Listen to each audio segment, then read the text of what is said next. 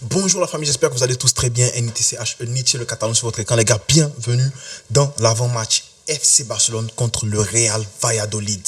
Voilà. Et franchement, je suis très content de faire cet avant-match parce que le Real Madrid a perdu des points. Ils ont lâché des points hier chez eux, à l'extérieur, pardon. Un but partout. Et franchement, quoi d'autre depuis nice que de se rendre compte que si on tape Valladolid, on passe à 4 plus 3, on passe à 7 points du Real Madrid, sachant que le Real va recevoir Betis. Bon, on va peut-être gagner Betis parce qu'ils auront la pression là, mais au moins, c'est pour leur mettre une pression pas possible.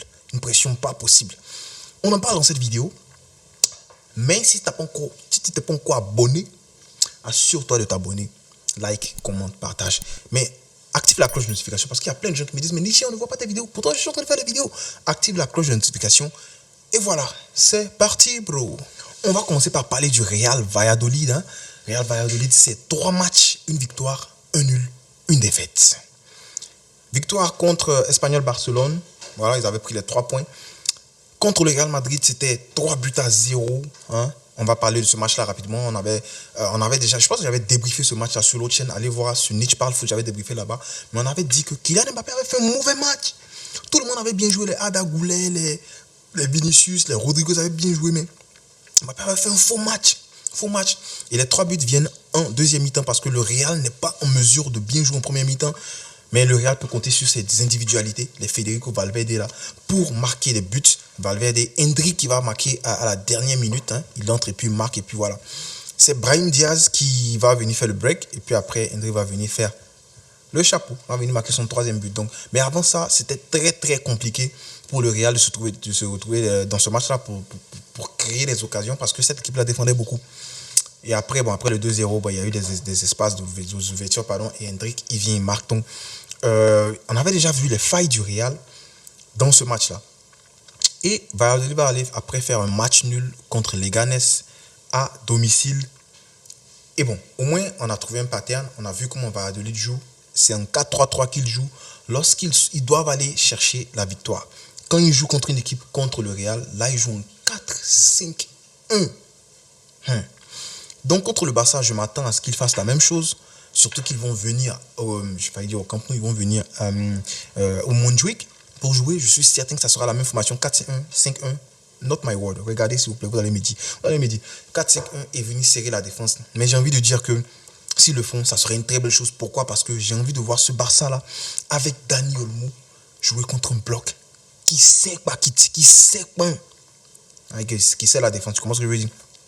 Je veux voir un peu comment on dissèque les blocs bas. Est-ce que notre entraîneur a trouvé un moyen de le faire? Parce que la saison dernière, on avait beaucoup de problèmes parce qu'on jouait à gauche, à droite, à gauche, à droite, à gauche, à droite.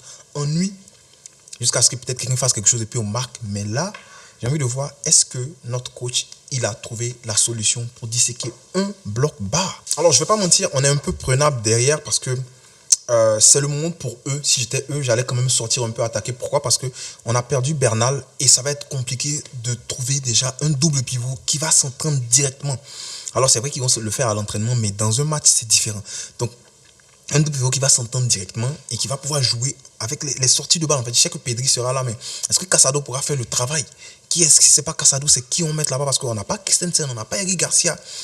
C'est chaud en fait. Donc, moi, j'aurais été eux, parce que pour moi, c'est le plus gros problème actuellement. Depuis la blessure de Bernal. La défense centrale et le gardien, c'était un problème. Mais là, ça sera le double pivot. J'ai envie de voir comment est-ce qu'ils vont le faire, en fait, pour sortir les balles, pour défendre contre Valladolid. Donc, Valladolid, si j'étais le coach Valladolid, moi, j'aurais attaqué dès l'entame de match. Alors, on ne va pas trop s'attarder, c'est quand même le Real Valladolid. Non, normalement, on devrait sortir de ce match-là, première mi-temps, avec quand même une victoire. Disons, avec 1 ou 2 buts. Dis-moi en commentaire déjà, ça serait quoi ton pronostic en fait pour ce match à la première mi-temps? Surtout à la première mi-temps, est-ce que tu penses qu'on fait 0-0, pardon? Est-ce que tu penses qu'à la première mi-temps, on est mené? Je serais content de lire ton commentaire et puis bien sûr, je vais te répondre. Mon 11. Alors, Matt, Ogoliz, obligé. On ne peut rien faire d'autre jusqu'à ce qu'il parte. Il nous reste encore 2 ans avec ce mec-là. Et franchement, je le dis et je le répète, je l'ai beaucoup protégé la saison dernière. Il est nul. Mais c'est notre gardien, on le soutient. Mais entre nous ici, en famille, on se dit, il ne faut rien. Charnière centrale, pour moi, il ne doit pas changer. C'est vrai que tu veux faire de la rotation. Mais j'ai envie de dire que après ce match, on a quand même du temps. Hein. Je crois qu'on a encore une semaine. On a une semaine de repos. Il faut que je regarde. Du coup, tu n'as pas besoin de faire trop de rotation. Ils vont se reposer après là-bas. Donc, Inigo Martinez, puis Koukou Koubarsi, à droite Koundé et à gauche, c'est là que j'ai fait la rotation. Bon, je pense que je n'ai même pas besoin de faire la rotation parce que Baldé s'est quand même reposé. Du coup, je vais le remettre. Je vais mettre Baldé là dès le départ. J'avais mis Hector Fort. Je vais mettre Baldé. Et puis, c'est Koundé pour moi qui va prendre un peu de repos. Je vais mettre Hector Fort à droite. C'est vrai qu'il est très très bon à gauche, Hector Fort. Je trouve peut-être même mieux à gauche qu'à droite. Mais voilà, un peu de rotation, légèrement. Et puis Koundé pourra entrer en deuxième mi-temps au besoin. Mais ça serait bien de lui donner un peu, de le laisser souffler un peu. Parce que franchement, le mec, Euro, il a joué. Avant de partir, il a joué Ligue des Champions, il a joué tout. Il a très bien joué. Il est parti à l'Euro, il a très bien joué. Il est revenu. Il voulait venir directement et Andy lui a dit, petit, repose-toi. Mais il est quand même venu, il a pris un peu de repos, il a coupé il avait droit à beaucoup plus de repos, il a coupé son repos, il est venu, il s'est entraîné. Non, franchement, respect, il est très très professionnel, Koundé. J'ai bien aimé même le fait qu'il défende le petit, comment ça s'appelle, Bernal, parce que Bernal avait sa blessure, il y a un gars, Papis ou bien quoi, je sais pas quoi, il a qu'à quitter la dure. Bref, mais il est venu, puis il disait, ouais, il veut perdre le temps et tout, ça mettait la pression. Koundé lui a dit, dégage, calme-toi, le petit est blessé. Il lui disait que, petit, quitte là, quoi.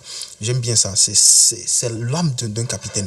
Alors, je veux qu'il se repose quand même, donc Hector Fort à droite, parce que je veux que quand même quelqu'un se repose en défense, mais ça peut pas être Baldé, parce que Baldé s'est déjà reposé, et on a besoin d'impact à gauche. Donc je pense que Koundé, on va quand même le laisser souffler. Au besoin, il pourra peut-être entrer. Mais Hector Fort, il est quand même bon à gauche et à droite. Du coup, je pense qu'il faut lui donner du temps de jeu. Je sais pas, il paraît que Hansi Flick préfère Martin par rapport à Hector Fort. Moi, ça m'étonne un peu. Peut-être que c'est à cause de la solidité, tu sais, les Allemands. Hein. Mais voilà. Double pivot, Pedri, Casado. C'est la position en fait qui me fait un peu peur. Je le dis parce que Bernal, il était trop fort. Et Casado, c'est un différent profil qui ressemble un peu à Gavi physiquement. Mais j'ai envie de voir si, avec les consignes de Hansi Flick, il pourra en fait remplacer Bernal à sa façon. C'est-à-dire qu'avec son profil, faire des trucs casadoïsques, pas des trucs bernalistes. Je ne sais pas si tu vois de quoi je veux parler. Et est-ce que ça va marcher avec Pedri? Parce que franchement, les tâches défensives, Pedri, c'est pas trop ça. Bernal était excellent. C'était comme s'il jouait seul à la pointe basse. Alors, est-ce qu'avec Casado et Pedri, il va falloir que Olmo descende un peu pour les aider en phase défensive? Ça fait une ligne de 3. Je ne sais pas trop, mais on va voir. Mais vous avez compris, Olmo en 10. À gauche, plus de tâtonnement. Plus de... Arrêtons ça. Rafinha, plus de Ferran. Ferran va rentrer quand on mène 2-0, 3-0. Il rentre, il va essayer de faire un tap-in pour prendre confiance. Mais Ferran, je pense qu'il sait déjà que c'est fini pour lui. Lamine Yamal à droite, c'est un match pour faire des stats. C'est un match où il va falloir marquer. Parce que le Real a gagné quand même 3-0, malgré qu'ils ont fait un mauvais match. Et nous, on joue quand même bien. Je suppose qu'il faut qu'on marque. Donc Lamine Yamal au moins pour prendre un but. Et Lewandowski, ça, c'est ce match-là pour toi. Pour accroître ton nombre de buts, pour aller chercher ton petit. Il n'y aura pas de match plus facile. Bon, sans cracher sur eux. Il y aura des matchs comme contre les Ghanais et tout. Mais ils nous ont tapé l'année dernière dans ceux-là. Ils nous ont quand même tapé l'année dernière, si je ne me trompe pas. Donc voilà, il faut les bougos. Je pense qu'ils ont pris 3-1, un truc comme ça. Mais il faut les bougos. Du coup, voilà, on met l'armada offensive, les 4 là, surtout pour qu'ils commencent à avoir du temps de jeu ensemble, pour comprendre un peu les automatismes les uns les autres. Mais j'ai pas peur parce qu'Olmo, c'est un gars de la Masia, du coup, voilà, il comprend un peu comment ça fonctionne. Donc voilà, j'ai l'impression que ces 4 là, ils vont commencer. Si c'est pas le cas, je pense pas que ce soit Ferran qui commence. Je pense que ce soit peut-être Pau Vitor qui aura quand même du temps de jeu. Peut-être qu'il va commencer sur le banc et tout. Mais je préfère qu'il commence sur le banc. On prend un 2-0, on mène 2-0, 3-0. À la mi-temps et on fait rentrer Pau Vitor et puis quelques remplacements, quelques jeunes de la Masia. Du coup, moi, je vois ce match-là facilement, disons 3-0, comme le Real Madrid. Et après, voilà, c'est tout, quoi. Donc, dis-moi en commentaire, ton 11, ça serait quoi? Est-ce que tu es d'accord avec mon 11? Est-ce que tu préfères faire jouer toute la défense? Dis-moi ton 11, je serais content de lire ton 11 et puis, bien sûr, de te répondre. Et on ne se sert jamais de le dire, frérot, Visca, El Barça.